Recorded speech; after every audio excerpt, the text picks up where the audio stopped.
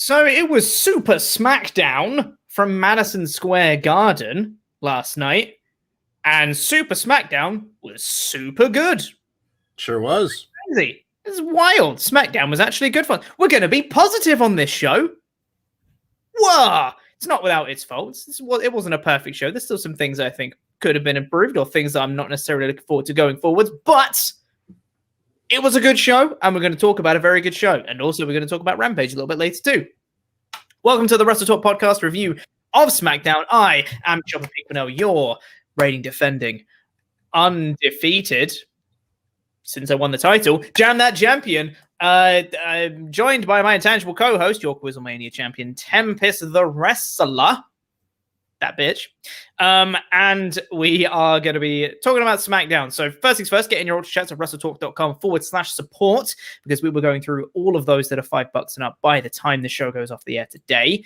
But first things first, we're just going to talk about the show as a whole, because it was really good. And obviously they stacked this show. They had Brock Lesnar. Spoilers, they brought back Demon Finn Balor on this show. And the contract signing for Becky Lynch and Bianca Belair. They had a SmackDown Tag Team title match. They had the storyline with Paul Heyman and Brock Lesnar and Roman Reigns, go through the whole show. They stacked this show, and they did long matches. Edge versus Rollins, a rematch from SummerSlam. They stacked the show, long wrestling matches on it. It's not going to be like this every week, but why can't it be? There you go. That's the question I want to ask, because this show was really, really good. I was watching it and having a lot of fun, which is highly unusual for me and SmackDown these days. I know a lot of people still really enjoy watching SmackDown. I don't particularly these days. I think it's average at best most times, most of the time bad. But this show, I found myself, I was like, I'm still capable of enjoying a WWE show. This is crazy. This is awesome. So yeah, the thing that really sold me on this show in particular was they gave the matches on this show so much time for all of them, which was amazing. It was so refreshing, and it allowed them to do stuff like you had a couple of near fall finish sequences in a couple of the matches. You had almost maybe a little bit too much, because Dawkins kicked out of a load of super kicks and a splash. It was like, ooh, should he be doing that? Rollins kicked out of a spear. It's like, ooh, should he be doing that? But regardless, super fun. It was really, really cool. Why can't they do this all the time? That's a great question. And you say that they loaded up this show, which is the truth in the case of Brock Lesnar. Mm-hmm. But there's no reason that they couldn't do this kind of show every week, because all they did was have fun matches that were given lots of time and given you storyline moments that advanced the various narratives. There's no reason you couldn't do that every week. And they did a fantastic job this week for sure. But why can't you have a long women's title match on the show in place of the tag title match, and then a long intercontinental title match that is given the place and time of this tag title match? You can rotate the big matches through, and that's what keeps it. I'm not advocating that they go and have Edge versus Seth Rollins on every single show, but have the roles of Seth Rollins and Edge be played by someone else next week, and just have the top of the hour match be 20 minutes long and really good. There's no reason that you can't do all of this stuff every single week. And if they did, this would be a pretty good show every week. That's the part that drives me nuts a little bit, because you see this as oh yeah, SmackDown can be great. Yeah. But it's a decision to not be great every week. Yeah. And it's not like this was stacked with main event caliber matches. It had Edge versus Rollins, which is main event caliber, and I'd say the match they had was pay-per-view worthy. I think it might even have been better than their SummerSlam encounter, in my humble opinion. I really, really enjoyed this match. And aside from that, they had the SmackDown Tag Team title match, but the other thing was a throwaway house show 10-man tag match, which didn't really need to be on this show, didn't really advance anything. They're doing it because they're at Madison Square Garden. That's why they love stacking MSG shows. That's what WWE does, because they like to have MSG be the spiritual home of WWE and all that jazz. So aside from that Edge Rollins match, which you're not going to get every week, there isn't a reason why they can't have this caliber of show, every week, and then they can do special ones for MSG shows, which would have even more. So in the same kind of formula, again, I feel like we say this every single week, not to compare everything to AEW, but AEW, obviously, they only have 4 pay-per-views a year, so they need to have kind of the special shows that they do on their Dynamite episode and stuff. Like, we've got the Grand Slam one coming up in a couple of weeks. So they have, like, their special Dynamite episodes, and then they have the regular Dynamite episodes that are still very fun. But then you put all the big, like, main event, basically a pay-per-view on TV for these special episodes. Do that, WWE, because it's really good. Like, just... If you know you have the capabilities to put on this special a show, and you know they do because they promoted it as a Super SmackDown, so they knew they were stacking this, and they knew it was going to be a great show. They know how to book a great show because they did. So just keep doing that, right? It's not that difficult, is it? I don't know. It's not. They are capable of doing it. Yeah. Just do it again. I don't know, man. Just keep doing it. But regardless, there was a lot of stuff to enjoy on this show. There's a lot of like good storyline moments, really fun. The matches was the thing that sold me on this. Was they got so much time and the wrestlers got to wrestle, which is great. And the matches felt different, which is also great. Like, you have variety in the wrestling as well. So refreshing to see that from a SmackDown. And it was like I got to a point where my a few of my friends in a group chat were in. They're going to go to the SmackDown episode in London. It's in a couple weeks, or whenever it is, next week. I don't know when it is. But they're going to go to that, and they were like, "Do you want to go?" Originally, when they were booking it, I was like, "Do you want to go?" I was like, "No, I have no interest in going to see WWE, not for work. Thank you very much." And now it's got to the point where they're like showing off the tickets, going like, "Oh, I can't wait for SmackDown after last night's show. It was really good." And I'm like, I mean, now I kind of want to go, you know, like I feel like I'm now missing out if I don't go with my mates, kind of thing, to watch the show. So they did a very good job of making me a bit more interested to watch SmackDown again. I'm just hoping that they can keep up this momentum now. They probably won't, but I'm fingers crossed they can keep this momentum going, because I feel like they've got something good with the Lesnar Reigns story. They got something good with Balor coming back as the Demon. They've got good stuff with Bianca and Becky. I think their story is really good. The integration of the Usos and the Street Profits is really good. Like, they've got a lot of stuff to be interested in on their show right now. So I'm hoping they can keep that going. Yeah, I again have my fingers crossed about it. Like, I don't think Brock Lesnar is going to be on this show every week, nor should he be, really, because he is a special attraction. But they've got things going for them right now in more than one case. You know, I'm intrigued by the Becky Lynch stuff. I thought she cut a good promo on this show. Brock Lesnar and Paul Heyman and Roman Reigns love triangle is very intriguing, and there's a lot of different ways that could go, and I would be happy with all of them. So it's that kind of thing that makes me want to watch every single week to make sure I don't miss any key details in the story. That's how you book a long-term story, y'all. Like, it's not that hard. Just kind of string the fans along and give them little bits every week so they want to keep watching, but let them know that the big thing, there's going to be some turn where Paul Heyman chooses which one he's going to go with. That moment, you don't know when it's going to come. And you watch every week in case it's going to be that week. That's all you need to do, and it's great. Keep doing it. Yeah, exactly. We'll get into your Ultrachats here in a second. There was something else I was going to mention, but I can't remember what it is because I got lost in my own train of thought. So I guess we'll circle back around to it later if I remember. So let's get into your Ultrachats. Let's see what you guys thought. Get in your Ultrachats at WrestleTalk.com/support, and we'll go through all the ones that are $5 and up by the time the show goes off the air. Bazo Banks says, I was at SmackDown for my 19th birthday, and I've never had more fun in my entire life. We were hot for everything, especially the tag match and Edge Rollins. Sucks there was no women's match because we really wanted Naomi, but we loved Bianca catching the contract. Yes, that was very cool. When Becky threw the contract to Bianca's face and she caught it. It just feels like a very natural thing. It didn't feel like it was too like scripted. It was just gonna screw you, and then she just caught it. It was like, hey, nice. And like they didn't hold on it for too long. It wasn't like, look at Bianca catching the contract. Oh, isn't that so cool? They just let it happen. They let it breathe, and then they moved on. And everyone goes, that was cool. Yeah, it was nice. Also, happy birthday, Basil Banks. Happy birthday, Basil Banks. Happy Christmas. Yes, we'll talk a little bit after we've done these Ultra Chats. Before we get into the main review of the show, we'll talk a little bit about what got cut from this show, because that was a big deal.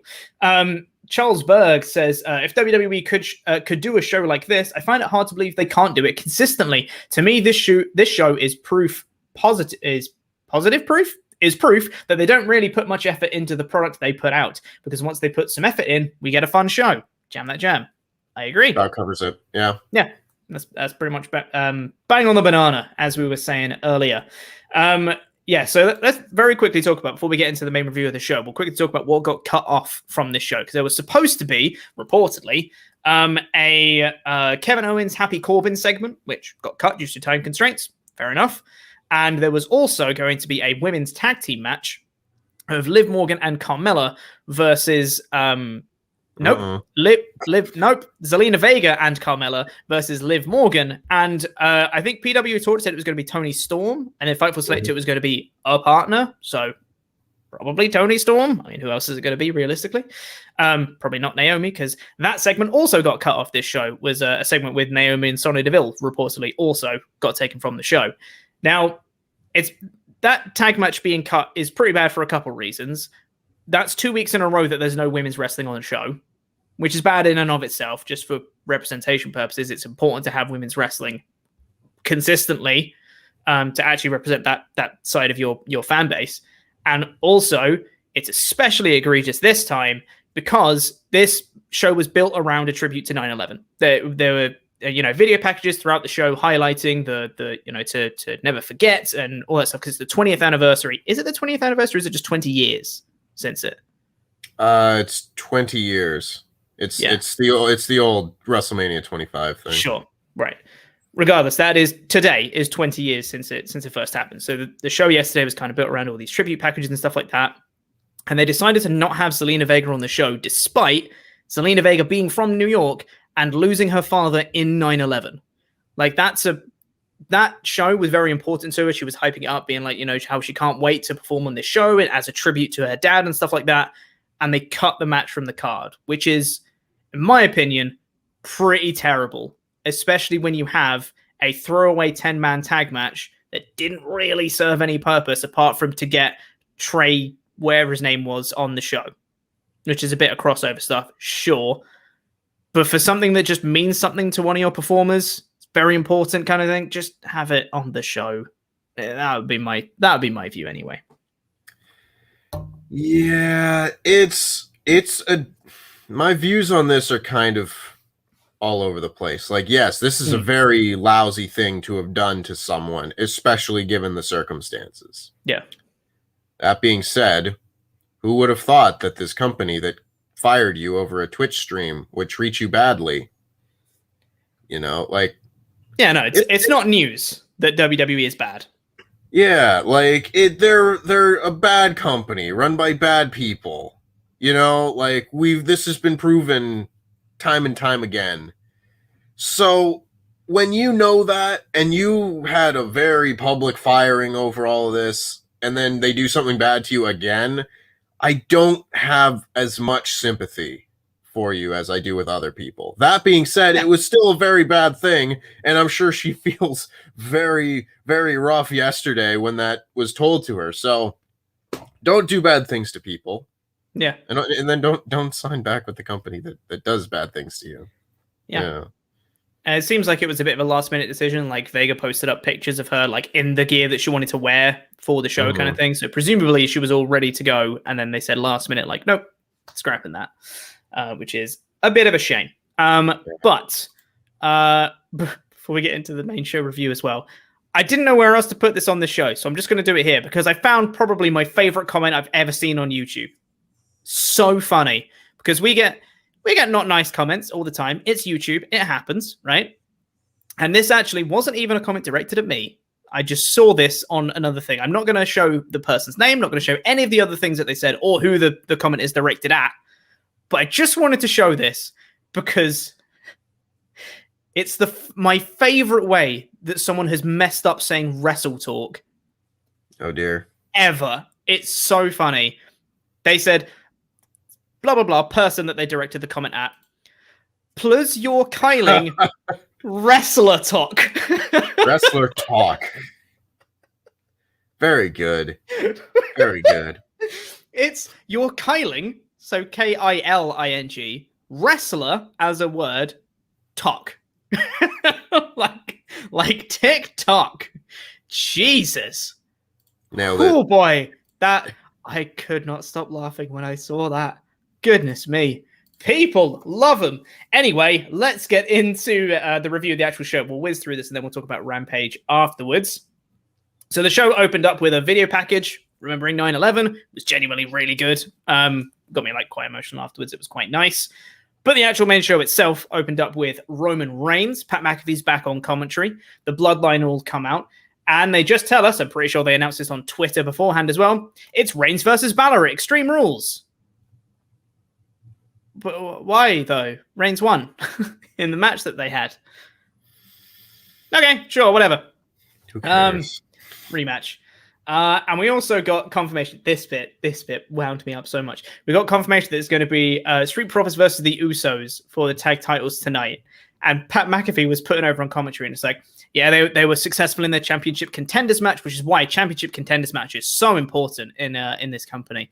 So now they've got their tag title match tonight, and I was like, wait, did they win their championship contenders match? I literally cannot remember what happened. I was like, I don't remember them winning a contenders match to get in this match. And I thought back to last week. I literally had to go back on my notes from last week's show to look at it again, and I was like, oh no, they didn't win. The match was thrown out because Jimmy Uso started beating up Montez Ford too much. And then that was it. So if that... Okay, so either they didn't win and they just gave him a title match anyway, or it was a DQ win for the Street Profits, which makes the Usos look really dumb because they caused the DQ, which would then give him a title shot. Like, none of those options are good. And shock horror, they didn't play a recap of that championship contenders match because that wouldn't fit the narrative, would it? No. Just wound me up. They were like, Street Profits, really important that they won that championship contenders match. It was like, guys, but they didn't. Anyway, Reigns came out and did a promo, told MSG to acknowledge him. Thought that was good. Crowd was super hot the whole night, which was awesome. Really like that. And Lumberjack Lesnar is here. Comes out full like check shirt, ponytail, beard look he's got. It's awesome. And he comes in and does like a little standoff with Reigns. And Paul Heyman just kind of comes up to the side and he says, of all the titles that we could go for together, me and you, Brock, why does it have to be the Universal title? And Brock kind of interrupts him and just says, I got one question for you, Paul. Why didn't you tell Reigns I was going to be at SummerSlam? And everyone was like, oh, that's not good, Paul. Why didn't you tell Reigns? Reigns gets quite upset, just kind of stares at Paul like betrayed. Like the heartbreak was all over his face. Leaves him in the ring. Him and the Usos just leave Paul Heyman alone.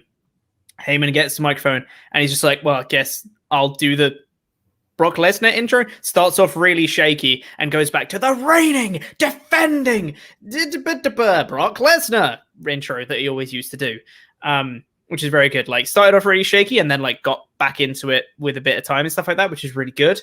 And then Lesnar comes around and he said, so before you get fired by Roman Reigns, I've just got one thing to ask you, by the way. Can you accept his challenge for me?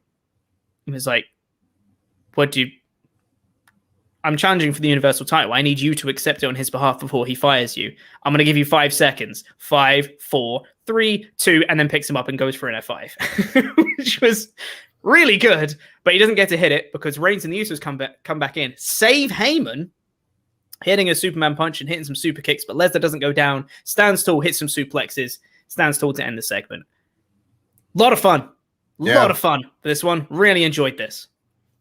I will say the one negative aspect of this that I will get out of the way early.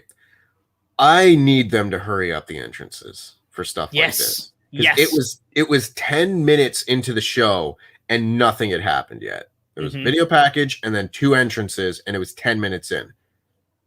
There's your time for a women's title match, y'all. Just start it in the ring.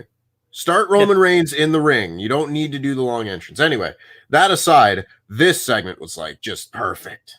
Like you're sowing dissent into Roman Reigns and Paul Heyman and Brock Lesnar, and you're not doing it with the big moments yet. It's just you're putting the seeds in there, and you're making things a little bit worse for Roman and Paul. And it's just, ooh, so good.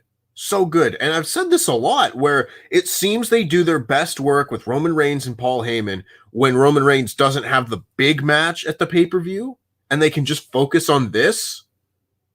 I don't know what it is. Like, it's like clockwork. Every time he's facing like a B tier foe at the pay-per-view, there's like, all right, let's focus on Roman and the Usos and Paul Heyman. And it's like the best television that they do all year. I don't know why they can't extend that over like the whole time. But when they do it, you get segments like this where it's just like, that was awesome. Makes me want to watch next week. Exactly, yeah. That's the thing. It makes you want to come back and keep watching. And backstage, Paul Heyman then says that Roman Reigns will answer Lesnar's challenge when he deems it appropriate.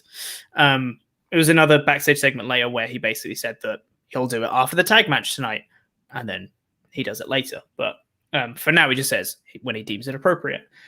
We then got the house show match, which was the 10-man tag match of Nakamura, the Mysterios, Rick Boogs, and Big E versus Otis, Sami Zayn, Apollo Crews, and Ziggler and Rude. And Sami Zayn got some good heel heat here by bringing out Trae Young.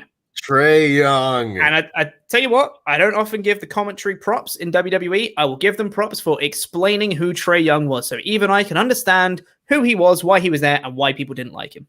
He does a basketball. And more importantly, he does God's work, eliminating the New York Knicks from the playoffs. God's work. All of the great NBA stars of all time, the best ones are the ones that knock the New York Knicks out of the playoffs. Mm-hmm. I'll stand by that. Reggie Miller, Hakeem Olajuwon, Trae Young, best players of all time, because they're doing God's work, making sure that the New York Knicks fans aren't allowed to be happy. You could have said literally anyone. You could have literally just been like, Kazuchika Okada, great NBA player. I'd have been like, yeah, believe you. Like, yeah. Anyway, yeah, so Trae Young is out there being a heel, healing it up. He gets involved in the match and the referee ejects him. Probably should have been a DQ, but referee was lenient and just said, out you go. And the crowd were like, hey, get rid of that guy. We don't like him. Should have teed him up. Mm-hmm. Lean into the basketball stuff. Be like, you gone. Yeah. I would have popped so big. That would have been pretty good. Not that I would have understood because I don't sport too hard, but you know, it would have been good for the basketball fans out there. Which is what this whole segment was based around. Yeah, he ejects Trae Young. Then they do the big spot where everyone hits the one big move, one after the other, that they always do for the big multi-man matches. This is good fun. Big E wins with a big ending. Cool. That was fun. Okay. One slight gripe. I really enjoyed this match. House shows matches are always fun. They're stupid and over the top and nothing really matters and it's awesome. The one gripe I will have is that all form of storytelling that didn't involve Trae Young just kind of stopped in this match. Like the whole storyline with Dominic and Rey Mysterio, don't matter. Just pause it. They can work fine together now for this match. Doesn't matter. And like the whole Big E and Corbin stuff, I guess that's done because Corbin's moved on to Kevin Owens. Boogs being like the big dominant man in his like matches that he's been having, that was kind of just stopped now for this match. It just everything just kind of went on pause for this match, which is fine if you're doing like a house show match, but I don't know. I just felt like they could have at least kept that plate spinning of Rey and Dom in particular, because that's the story they've been telling as a proper weekly progression in the story. And this one was like, and now they can work fine again. Bit weird, but that's just me. Yeah. No, I hear you. It was a house show match. And house show matches, they don't do all that sort of thing. You know, it's just a house show match that ended up being on TV. That being said, I want a 6, 8, 10-man tag on every WWE show. These matches are so fun. You get as many people onto the show as possible. You give them all something to do, and it's a good match. Just do it every week. They're always fun. I love it. What's up, SP3? Hey, man. Big E then does a promo saying he could cash in at any time. He sure can. Good promo. I love this promo. Big E's so great. So great. It is. It certainly is. Speaking of good promos, we then had a contract signing between Bianca Belair and Becky Lynch. Belair came out first and did a little promo. Really like what she had to say. I thought the content of Belair's promo was really good here. Just being like, I really respected Becky. And the one thing that I always liked about Becky is that she never ran from a fight. Since she's come back at SummerSlam, that's all she's done, is running from fights. And I'm like, oh yeah, you're right, Bianca. She is running from fights. That is different from how she used to be. Which is really good. She signs a contract. Becky Lynch comes out and looks like a proper knob. She looks so heelish in this one, like sunglasses on, the big puffy coat. She looks terrible in a good way. Kind of like how the Young Bucks and all that, and Kenny gets so much heat for just looking terrible. Same thing with Becky here. It's literally just like, you look terrible. I love it. She comes out and she goes full heel in this promo. I thought she did a really good job here of just being like, hey, I was sitting at home and you guys were chanting, we want Becky. And now you're going to side with the flash and the pan over me? I left my baby daughter at home to come back for you. And this is the thanks I get? It was a You People promo that made a lot of sense. It was a You People promo with actual substance in it. And it was legitimately how people are reacting to it now, which is good. So yeah, she then essentially gets goaded into signing the contract. He'd just be like, what if I don't sign it? And they're like, what do you mean you have to sign the thing? She was like, well, what if I don't? And I was like, that's some good heel work right there. I really like it. But she gets goaded into it. The crowd started chanting, sign it, or whatever they were chanting at her to sign the contract. And she does it and then signs it and throws the contract in Bianca's face, but she catches it before it hits her face and just kind of glances off at her as she catches it, which was a cool little moment. It was a good segment. Really good segment. I thought the promos were very good. I'm excited for the match. I like the dynamic that these two have got. They're both right. It was good. Yeah, not very often do you get a You People promo that like works. A lot of the time it's just you people, blah, blah, blah. It doesn't matter. Here, I felt like WWE fans as a whole right now, if they are going to boo Becky Lynch, I feel like they're almost booing because they're supposed to. Mm-hmm. Like they know that that's the direction they're going, so they're kind of leaning into it because Becky hasn't done a whole lot of heelish things yet. She's avoided defending the title against Bianca a few times, but that's about it. So them booing her, she still has the right to go out and say, like, you guys wanted me back.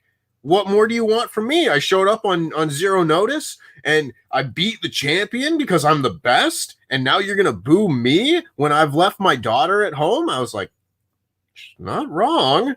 She's right, Yeah. I thought this was just very good. And maybe promos like this will be another way for Becky to still end up as a babyface like she did the first time. But I like stuff like this where you can see where the heel is coming from, and then they're doing things wrong because they're doing things cowardly or underhanded or whatever, but you can understand the motivation behind it. And if I was getting booed and I was Becky Lynch having done all this, I'd be upset. Yeah, totally. It's good stuff. It was all very good stuff. Contract was signed, match is made. I'm looking forward to it. I think it's going to be a good match if they actually, do it properly this time. So, should be good fun. We then got a backstage segment where Paul Heyman is walking on his phone, just being like, yeah, I knew Brock was going to be at SummerSlam, and then before he can finish his thought, in comes Shotzi and Knox on their tank and say, do you want to ride? And then they drive off, and then Paul Heyman's like, what is this, some kind of taxi service? And then turns around and it's Kayla Braxton, and he says that you want an update? Reigns is going to answer tonight after the tag title match. And then he turns into Big E, and Big E's there, and he laughs at him again with the briefcase. There's a lot of things that didn't need to be here for this segment. It felt like a Quentin Tarantino movie or whatever, just long shot of like weird, unrelated things happening one after the other. But I like it. I like anything that Big E does at this point, honestly. And I really like Paul Heyman just getting more and more fed up every time he sees Kayla. Yeah. That's fun to me. I love that. Their interactions are so fun, Paul and Kayla. I'm really enjoying the dynamic they've got. It's a lot of fun. After that, we then got rematch from SummerSlam, Edge versus Rollins 2. And in my opinion, this was better than their SummerSlam match. I really enjoyed their SummerSlam match. I thought that match was probably match of the night for SummerSlam. This might be recency bias just right now, but my gut feeling is that I preferred this match to their SummerSlam match. In terms of the pure match itself, like the spectacle and the event and like, you know, the big brood entrance that Edge did probably helped elevate that match a little bit more. But in terms of the actual just in-ring wrestling for this match, I feel like this one might have been better. Just because, good God, so much back and forth in this match. It wasn't your, you know, formulaic WWE match. This got a ton of time. Loads of like really interesting points in this match where technically they botched a glam slam. Seth went for a glam slam and kind of dropped Edge a little bit, but made it kind of work and went as part of the story. And he was like, oh no, we're not doing it this way, and kind of gets him back up and does another proper one. Edge hit a pedigree, which is really cool.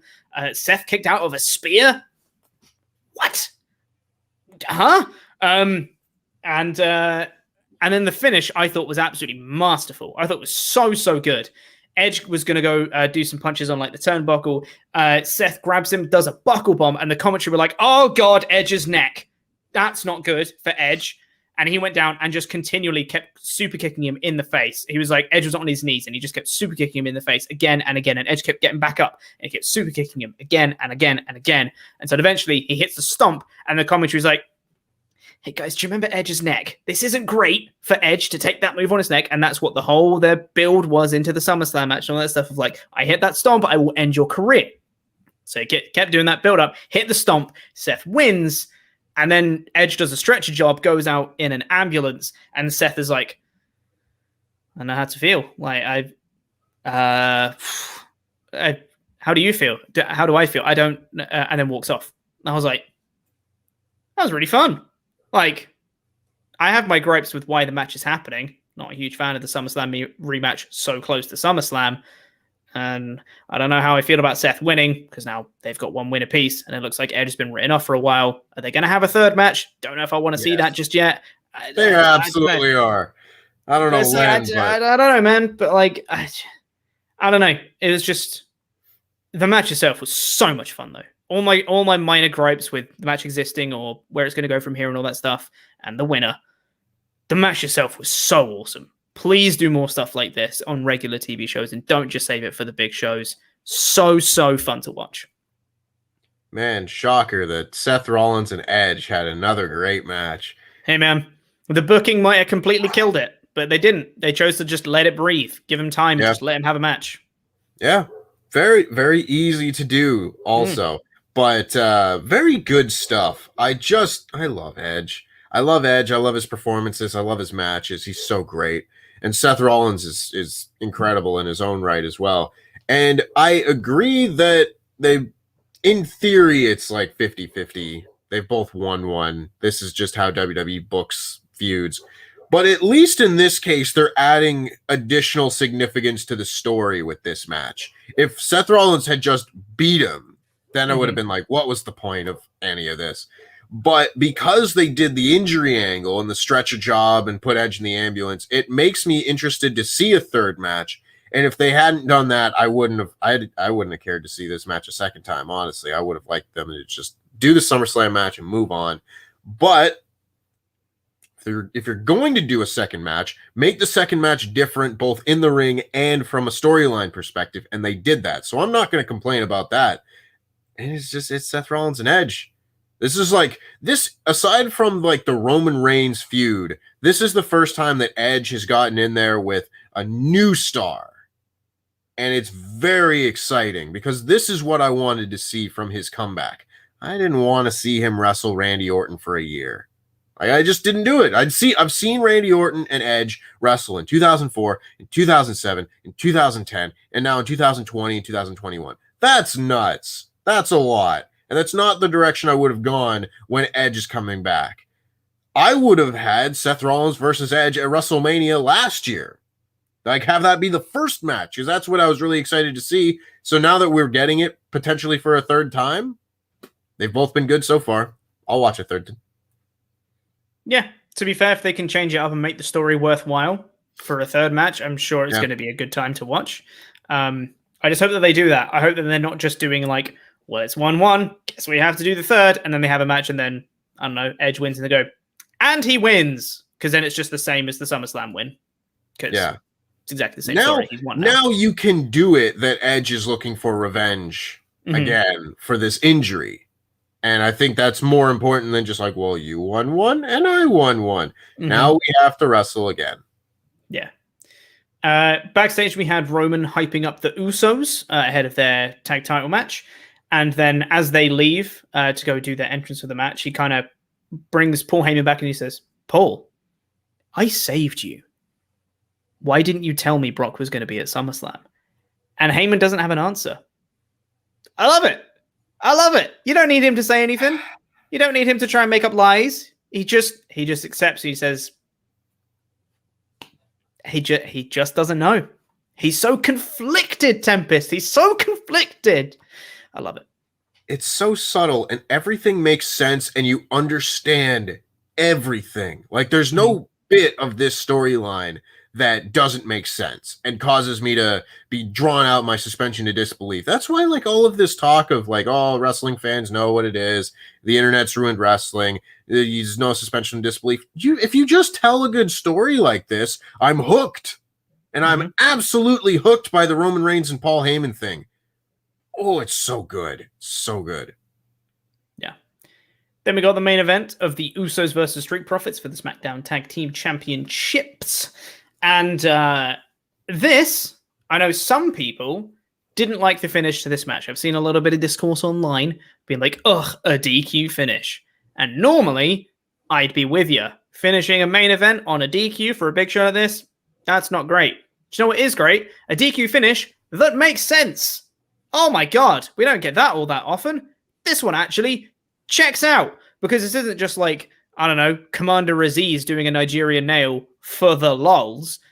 Roman's character is that him and the Usos, the bloodline being on top of SmackDown and running the show is the most important thing to him. Holding on to those championship belts is the most important thing to Roman. So him coming out to ringside during the match, he's already there. Chekhov's gun, like that.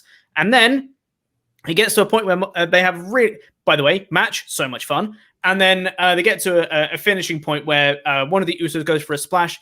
Dawkins gets the knees up and he collapses onto the mat on his back. Montez Ford immediately does a frog splash from the other corner onto the Uso that's down from the double knees off their splash. And he's going to get the pinfall victory, but Reigns runs in, gets him in a guillotine choke, and chokes out Montez Ford for a DQ win for the Profits. Love that finish. Like, to me, it makes so much sense. Makes me hate Roman. The character motivation makes so much sense. The match before it was all amazing. Like, this was great. I had no worries about this whatsoever. And that's unusual for me because I hate DQ finishes. But this one, it just made sense to me. It makes sense, but I also think it's still kind of lame. Like, I think I would have preferred an interference behind the ref's back into a pin finish than a just straight up DQ. Because I was going into this and I was like, wow, this is the main event. Maybe the Street Profits are about to win the tag titles or something. Like, I was into it. I thought that there was a chance we could see a title change here. And they were going along and having a really good match. And then the DQ happened. And I know it makes sense given the storyline, but even still, I was like, no, why'd you do that? You know, I just thought there was a better way to go off the air with like the best SmackDown that we've seen maybe all year, you know? Well, there was still room for one more thing on this show. There was. Which was the return of Demon Finn Balor. Reigns very quickly after the match got the mic and he was like, if Lesnar wants some, come get some. I'm going to be also Finn Balor. And I was like, wait, was that your answer to Lesnar? We get Reigns versus Lesnar confirmed? Was that, huh? Which for me was weird that they did not play that up as a big deal because that was what the whole show was built around, was his response to Lesnar. Sure.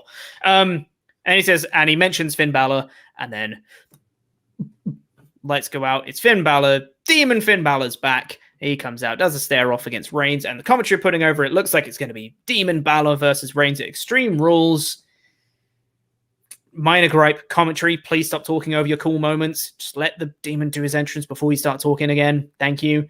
Okay. Demon Balor looks cool. I like Demon Balor. He's very cool. Not a huge fan of Demon Balor coming back to presumably lose to Reigns at Extreme Rules. Be the first time that he loses on the main roster. Yeah. Only person that's been before is Samoa Joe in NXT. Yep. Not a huge fan of, unless Lesnar costs Reigns and Balor wins. I don't see that happening, though. Don't do that. Yeah, no, don't do that either. These are both bad choices. Or the only other option I can see, which I saw someone say online, have a repeat of WrestleMania 31. In comes Big E, the heel that he is, and do the the heist of the century, part 2, and make it so like Reigns still gets pinned though out of that. Not Demon Balor. Don't like any of these options. Strong. None of them are good. So I'm not a huge fan. I like that Demon Balor's back. I'm not a huge fan of why he's been brought back. If he was brought, what we've said before, basically, if they've been brought him back as his own character to go on a conquest to get back to the top of the card to then challenge Reigns again as the Demon, that's a more interesting story than him coming back as the Demon, getting a title match immediately, and presumably losing. There you go. Yeah. It's a difficult tightrope to walk with this one, because I mean, like, now what do? I know that they haven't like pushed on TV that like when he's the Demon he never loses, but it's been a thing, like he wins hasn't and losses lost. matter. Yeah, when the Demon is out there, wins and losses matter. One way to do it. I also don't really quite understand the rationale behind the Demon coming back. Like, maybe that gets explained next week, so I'll give them the benefit of the doubt in that case. But it's like he hasn't been the Demon for like 2 years, and he's just doing it again. So I would like there to be an explanation as to why he feels like he needs to resort to putting on the face paint and everything again. And if we get that next week, then excellent. No complaints whatsoever. But I got my fingers crossed for an explanation.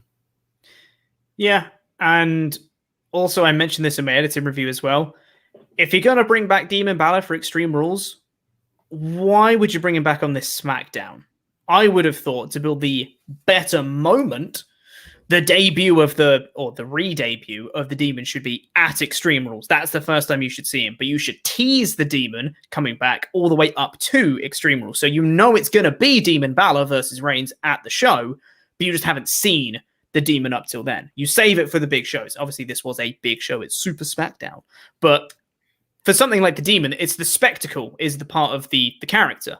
So I would have thought that you would have wanted that spectacle at the pay-per-view when he's going to have his match rather than on a SmackDown to have a stare down.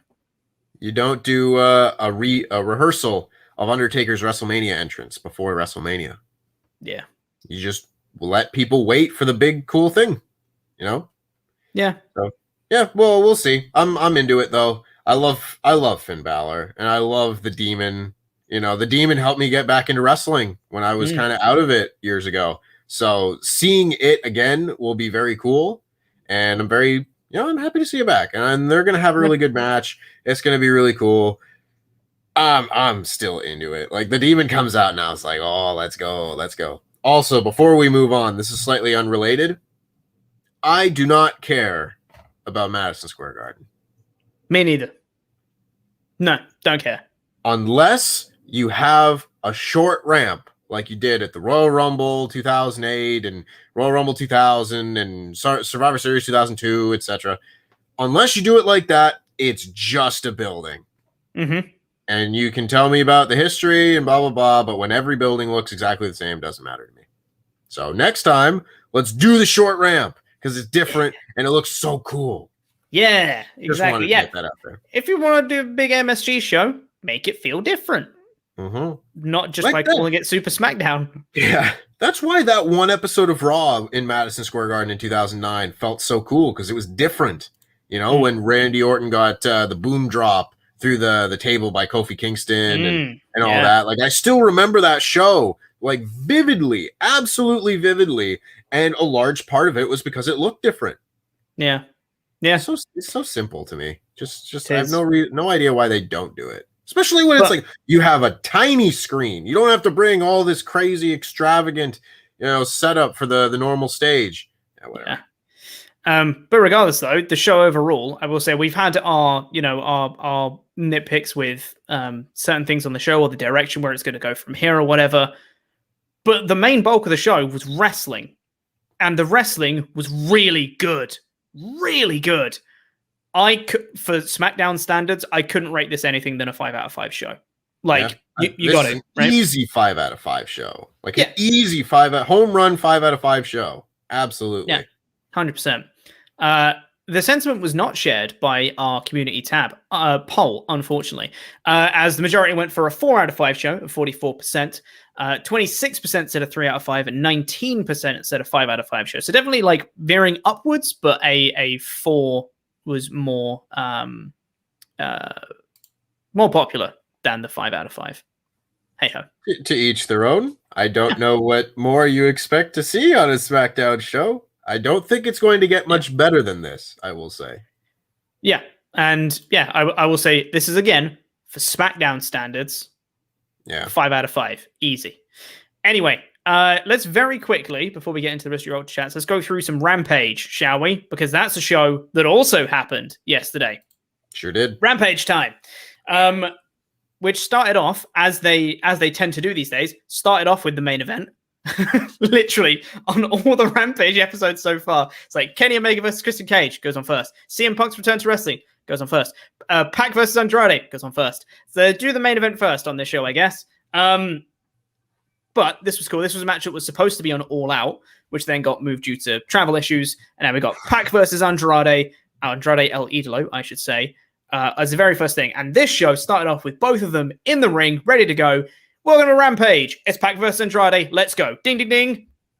Oh, God. Match. Let's go. And this was so much fun. So much fun. This match was so good. Both of them are such good wrestlers all the time. So consistently good, both of them. And I feel like Andrade in particular has lost a lot of his shine since like the NXT days. And obviously like the main roster didn't help with that. But I think he needed to like remind people how good of a wrestler he is. And this match really did that. Obviously, we know how great Pac is. We've seen him have great matches in AEW. We haven't seen that out of Andrade yet until this match. This match was like, oh yeah, Andrade is one of the best wrestlers in the world. Awesome. Yeah. So much fun. So much back and forth in this match. So many cool spots. Didn't like the finish, but we'll talk about that in a minute. Rest of the match was great. The wrestling in this match was fantastic. And man, it makes me so sad that this wasn't on the All Out card. I feel like if you put this on the All Out card, somehow the rest of the card has to just like end up worse because the universe needs to balance it all out. You can't have that much good stuff on one show. But I am sad that I didn't get to see this match live. That being said, what a match. These two are just, I mean, like you said, we know that they're both great, but the shine had worn off of Andrade a little bit since he debuted. Like his match with Matt Sydal was like, it was okay. It was not super impressive by any means. It wasn't the great debut spectacle of this guy that was underutilized in WWE and needed to show that he could still go. He didn't really show that in that match. And then his match with Kenny Omega at Triple Mania also was like, you'd expect Andrade versus Kenny Omega to be like match of the year quality, and it just kind of wasn't. So after those two matches, it's kind of easy to go like, all right, well, show me why I should be excited about an Andrade match again.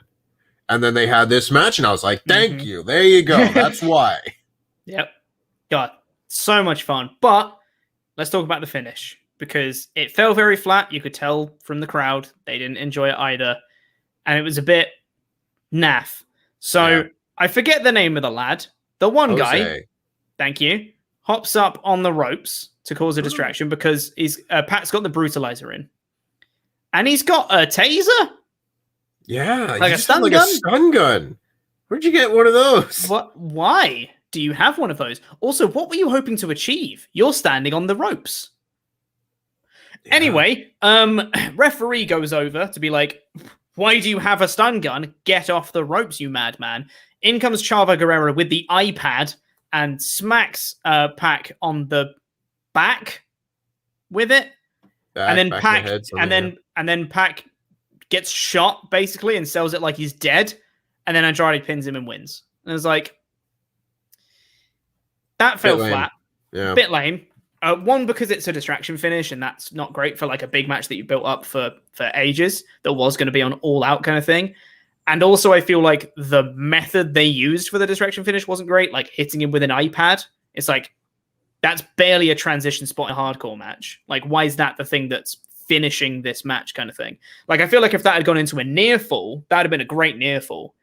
Or that going into Andrade gaining control, hammerlock DDT, Andrade wins kind of thing. Maybe that could have also worked. But just iPad shot, pin, was like, really? That's what's going to have him win? Everything felt a little bit flat off from this. The fact it was a distraction and the means of the distraction was a bit off.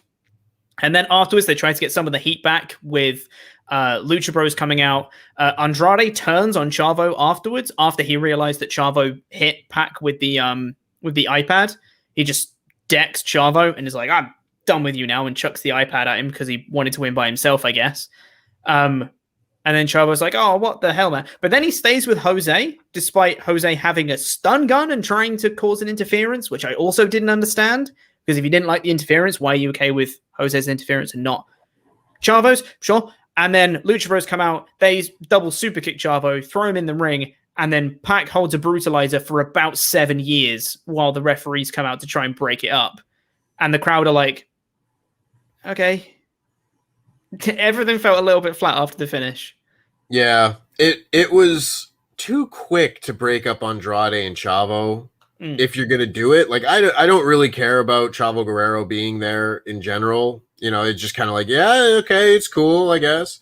But them breaking up wasn't then this like big emotional moment, because I was like, I just don't care that much. So that being like the comeuppance at the end of the segment, I wasn't really feeling it, because you took away the finish of a really great match, which I would have, like, this was a 5 out of 5 match all the way through, up to the finish. And the finish was like so lame, and the post match was just kind of like so just blah, that it brought it down significantly in my mind. Like, this would have been like the second best match that I'd seen all week, maybe up there for sure. But nah, just lame, you know. And I get it, they're both big stars and you don't want to beat either guy, but that's the name of the game sometimes. Well, that's the thing. We criticize WWE all the time for being like, oh, you got 2 stars, you don't want to beat either of them, then don't book the match. Yeah. Like, that's a simple solution. Or you just have a clean winner. Like, you just have Andrade win, or have Pac win, whatever. Like, just have one of them win. It's fine. I promise it'll be fine. They can recover from that. You can build it into a story. I like the story of someone helping Andrade without Andrade knowing, and him being like, I wanted to win by myself, thank you very much. Like, why are you running interference for me? But where it falls down for me is that Jose caused the interference, which he was fine with, and then Chavo caused the interference, which he wasn't fine with, and that it, like, the narrative dissonance was a bit off to me there. But anyway, that was the opening match. I haven't made notes, so you might need to lead here as to what we got next, because was it the interviews next, or was it another match? I forget. The next one up was Darby Allin and Sting coming out to talk about Tully Blanchard. Darby Allin called Sean Spears a generic piece of S word. He sure did. Bit harsh, and that was basically the whole promo. You know, you just like, you're generic. Yep. All right. And then Sting got on the mic and told Tully Blanchard that he'd been running, following the coattails of the 4 horsemen for his entire career, Ric Flair and Arn Anderson, etc. And then Tully Blanchard came out, distracted Sting, and Sean hit Darby Allin with the C4 on the floor. That was the whole segment. I feel like a lot of the time the mid-card, you know, of AEW, they kind of get through a pay-per-view and then kind of hit the shuffle button. And it's like, let's give everyone a new dancing partner. And now it feels like we're going to get Sting and Darby and this kind of mid-card crew against the Pinnacle for a while. And I'm not upset by that, but I'm just like, okay, so that's the new direction. And it's like, I see it. It's very, very in your face when they do it this way sometimes, where it's like, they've never interacted with the Pinnacle before that. And now it's like, they're going with the Pinnacle next. Yeah. Yeah, it was fine. I wasn't a huge fan of Tully's promo, I'll be honest. Yeah. Like, I like the idea of him doing the promo, which distracts Sting, and then Sean gets a sneak attack from behind. I quite like the idea of that. But I feel like, and then like the promo didn't really have like that emphatic like end line that it really needed. It just kind of like, hey, you should watch me, Sting, because now that's when we take out your boy. And then like that was it. I was like, okay. Punch that go home line, Tully. Yeah, it was fine. It wasn't great. Was it the interviews after that? I genuinely haven't made any notes. When you say interviews, well, which interviews? That's what they hyped him as interviews, but it was just video promos from Bryan Danielson and Adam Cole. I believe the vignettes were next, and then the women's tag. That's right. Yes. So we had video promos from Adam Cole and Bryan Danielson. They were both great. Adam Cole is such a good promo. God, I've mentioned this on NXT podcast forever. Adam Cole is probably one of my favorite promos, maybe my favorite promo in the world. I buy every single word he says every time. He's so natural at everything he says. I love this man. Great promo. Just hypes up his appearances in AEW and just being like, Super Elite's the best. Great faction. It's not just a family. It's a brotherhood of people and all that stuff. It's great. Bryan Danielson just being like, look, I want to fight Kenny Omega. I know he's scared. Hey, if I don't get to fight Kenny, that's fine. I'll kill other people. I'm here to wrestle. Who wants to wrestle? I want to wrestle. Do you want to wrestle? Let's go. That was like the whole promo. It was great. There's a certain level of guy in AEW now, and I think that CM Punk's one of them. I think that Christian's one of them. I think that Bryan Danielson is one of them. I'm trying. It's hard. It's been 10 years. Just say Bryan, and you'll be right. Yeah. And those three guys are examples of people to me that they don't feel like they're playing a character at any point. It feels like they just come out and they are them. Turned up to 10 for TV, but they're just them. And Bryan is maybe the biggest example of that to me, where I don't feel like he's coming out to be the yes man or do whatever he had been doing in WWE for years and years before. He's just the American Dragon, best wrestler in the world. I want to prove I'm the best wrestler. Love that. I absolutely love that because it makes everything feel that much more real. And I got to be honest, I think these two guys, to me, are like the biggest acquisitions for the company. Because you can have all the people that are disgruntled with WWE. These are two guys that love the company and still left. And to me, that speaks volumes about how much they want to be with AEW. It's a very good point. I haven't even really considered that. That's a very, very good point. But I'm excited for whatever they're going to do from here on out. So excited for the future of both of those in AEW, especially Adam Cole, because he's still 32. How? Crazy. I don't understand how that man is still so young. Whatever. And then we got the trios women's tag match. Or the women's trios match, I guess I should call it. This is trios tag match, doesn't make sense. Where it was the babyface team of Ruby Soho, Riho, and Chris Statlander versus Britt Baker, Rebel, and Jamie Hayter. I really enjoyed this match. I thought it was really good fun. I thought that everyone got their chance to shine, as they should. Chris Statlander got to show off her power. I thought that Jamie Hayter maybe looked a little bit more weak than she needed to, especially since she's just come back recently. I would have thought they would have wanted to protect her a little bit more. But that's a very, very minor nitpick. I thought this was a very fun match. Everyone got the spots in. Ruby Soho gets the win. Good. Thumbs up from me. Yep, absolutely. I could have done without the stupid Riho kicking Rebel in the chest spot. Because that just looked really odd. It was Rebel starting to get kicked and then walking forward into the kicks that drew me out of it. I was like, that's a dumb spot. And then they put it on Twitter and they were like, come watch this match. And I was like, this is not the spot to highlight this match. That one moment out of the way. I loved the presentation of this. I think the finish made the most sense, with Ruby beating up the second in command to Britt Baker. That just makes all the sense in the world. I want more factions in the women's division because I said this on the Friday show a lot, that you get so many people on AEW and in different matches because there are so many male factions in AEW. That way, everyone's got an alignment. Everyone, you have like a storyline reason why they can wrestle different people. And that gets more people on the show on a more regular basis. And we haven't had that in the women's division. And we've only really had that lately with Jamie Hayter, Rebel, and Britt Baker. And now, if you have a few more factions of just people interacting with each other, you can get them all on TV in one segment, and you can all have them wrestling matches, and they're all fresh matchups. More of that. Love it. Also, Ruby Soho's song is awesome, but it gets stuck in my head for like days on end whenever I hear it. And therefore is not awesome. Yeah, I feel you. Then after that, we got was it the promos for the main event? Yes, I believe so. Cool, which was it was going to be Max Caster versus Brian Pillman Jr. They got promos beforehand, and I don't know whether it was just me. Anthony Bowens just like stole Max Caster's promo segment. He's really good.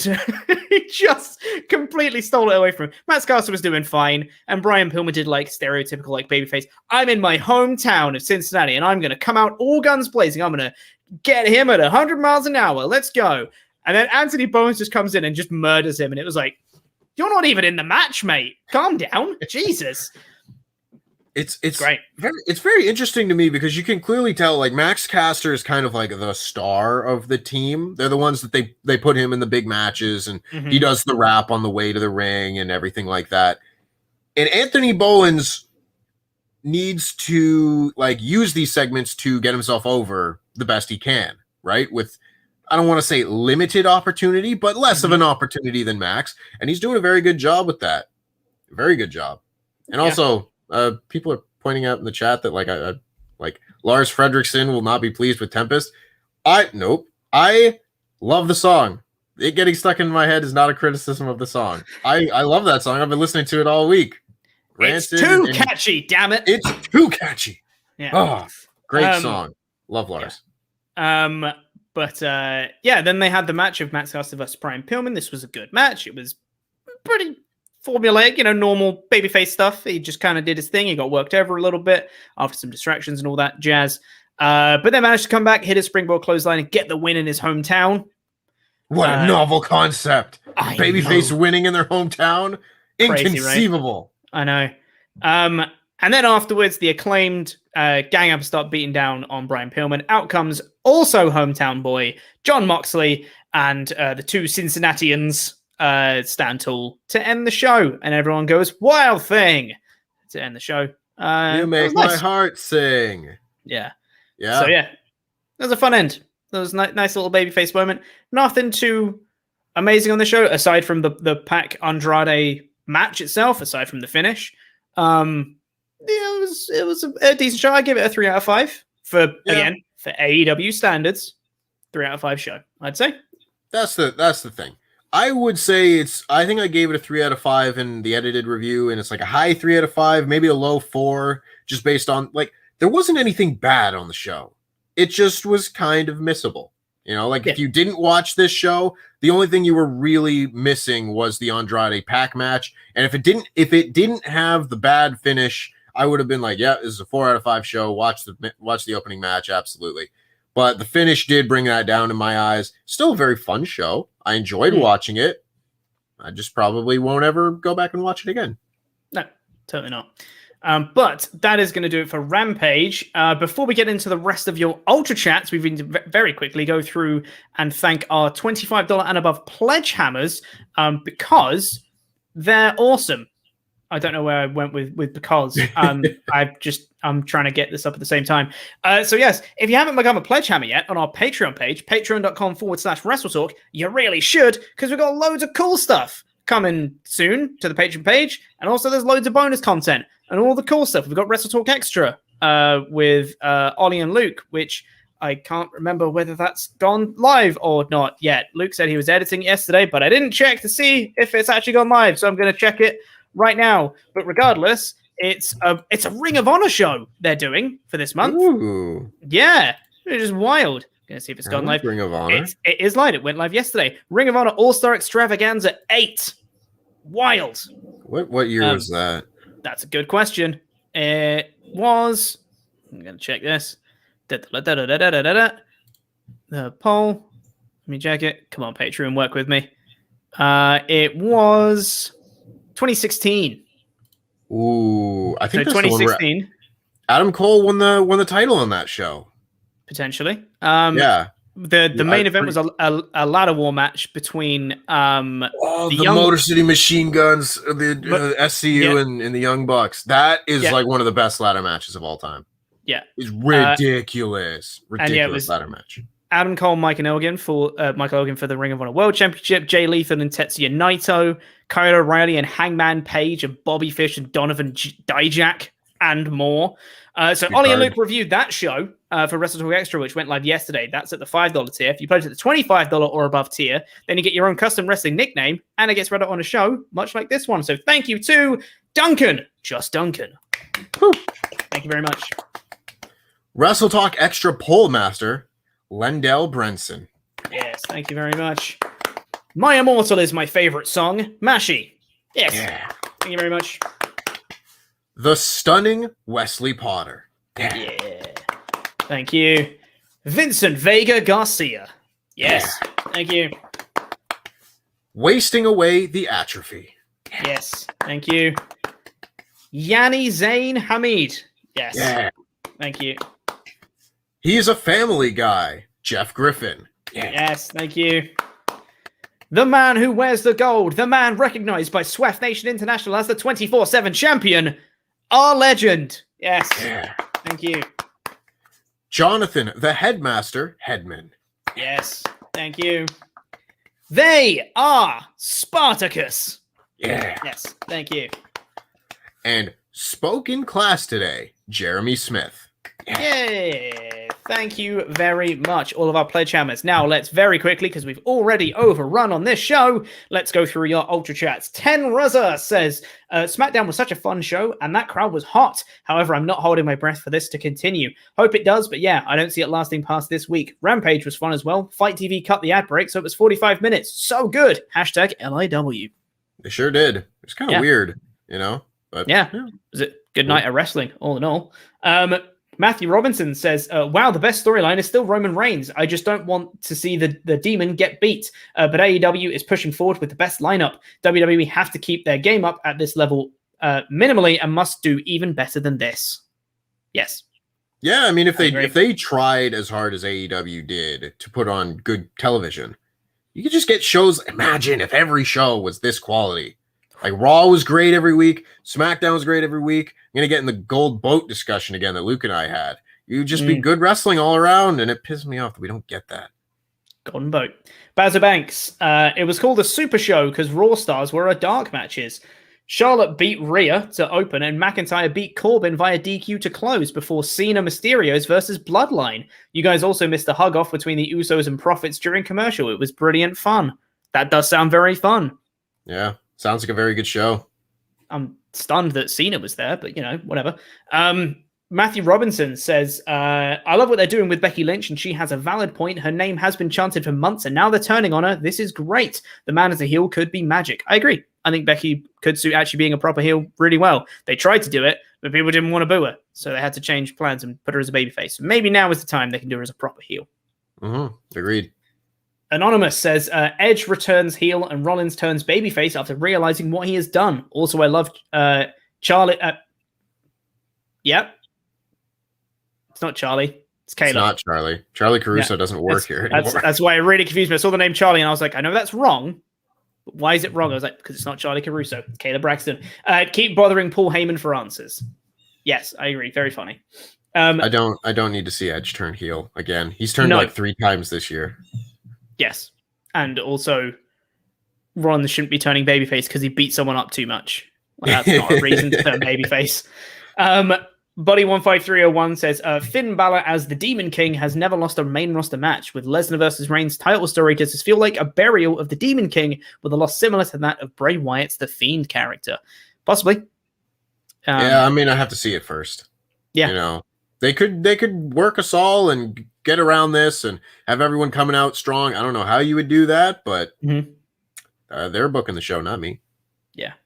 Hannah Allen says, gents, I'm sure that's supposed to be a heart, but it's 3 greater than.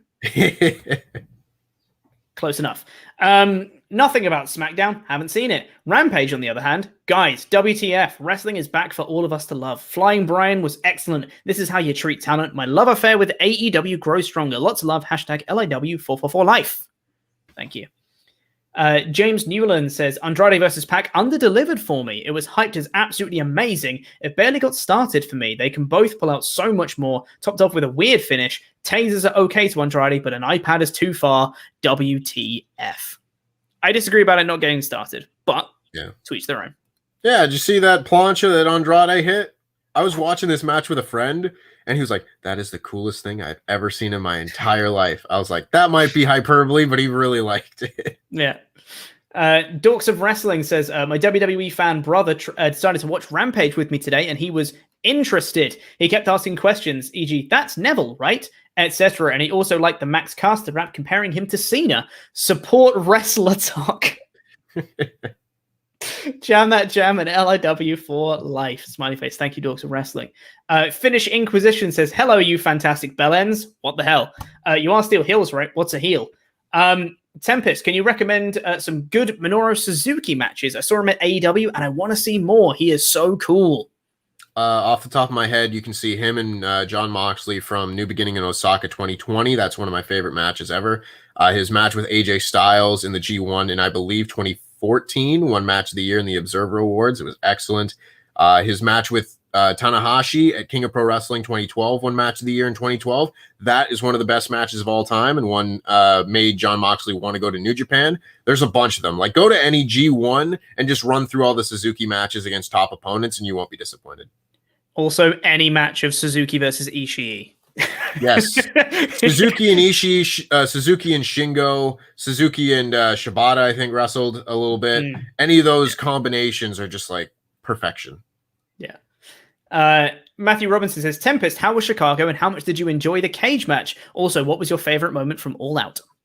Oh, that's so tough. Chicago was great. I love the cage match. I think it's the second best match I've ever seen live, just behind the Revolution tag.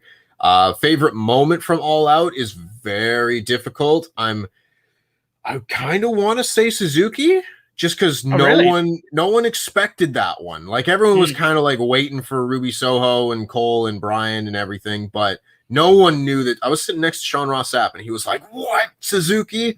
So that was like, he didn't know, so that was pretty cool. But I did think that when I thought one of Danielson or Cole was going to debut after the Punk match, and then they didn't. So I thought, okay, maybe one of them is going to be held off until Arthur Ashe. And then doing them back to back after the main event. Oh, when Bryan came out, I was like, let's go. Yeah. Oh, let's go. So one of those moments for sure. Insogre? I don't know. Andrade versus Pac was amazing live. Everything connected and was sold. Easy to believe they were doing it for real. Yeah, the crowd was super hot for Andrade Pac, which was awesome. Yeah, we've got one that was missed off yesterday's stream from some stupid punk that says, wow, it's reporter and part-time pop idol Tempest the wrestler. Gotta say, Tempest, it was pretty cool hearing you in the media scrum and All Out. Yep, finally nice to hear one of the podcast folks at media. Only the one of you, just one. Oh, hi, Denise. Hashtag DAD. Unfortunately, he's not here, nor is Denise. But you're still there. Yeah, I am. It was very, very cool to be part of the media scrum and everything. Yeah, I'll hold my tongue, but some people can ask better questions. Yeah. Jelani Aurelis says, what's up, guys? I'm a long-time WrestleTalk listener. I've been listening since my freshman year of high school. I know I'm very behind, but what's with the obsession with jam, as in jam that jam? I never understood the reference.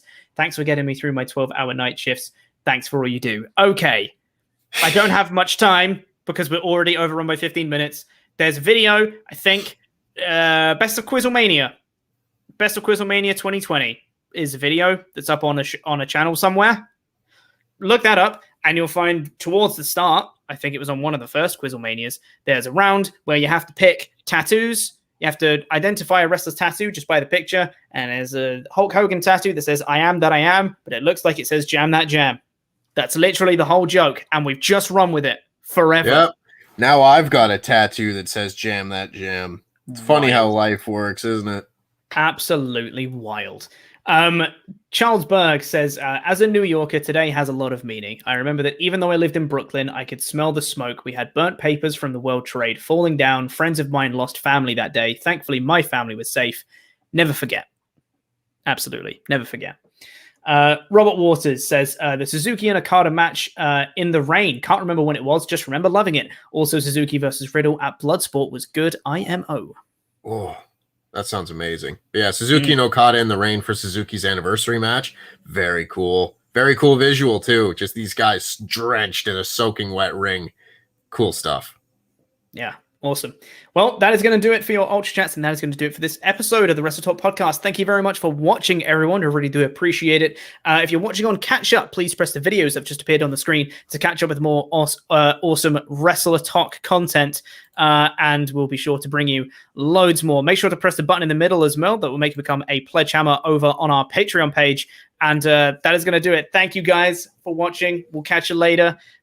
Plus, your Kyling Wrestler Talk. Bye. Jam that jam.